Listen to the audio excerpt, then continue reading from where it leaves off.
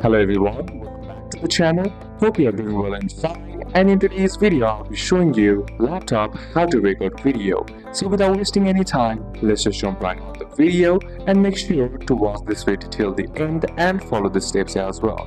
In order to record on your laptop, the first method that you can use is a record webcam video. To do it, simply press on your start button on your keyboard, then type in camera on the search bar and then hit enter to open it up. Then once you're inside your camera option, simply select record if it is set on full. Then simply click on the record button to start recording, then select the stop button when done. Video is saved automatically in camera and pictures further. The next method that you can use is record screen video by simply pressing Windows plus G, and that will open up the screen recorder of the Windows. Simply click the record button right here or press Windows Alt R to start recording and record your screen and voice, and then press Windows plus Alt plus R again to stop it, and the videos is saved in videos under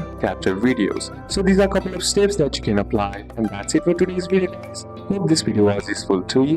Leave a like if it did, comment down any questions that you have, and see you soon on the next one.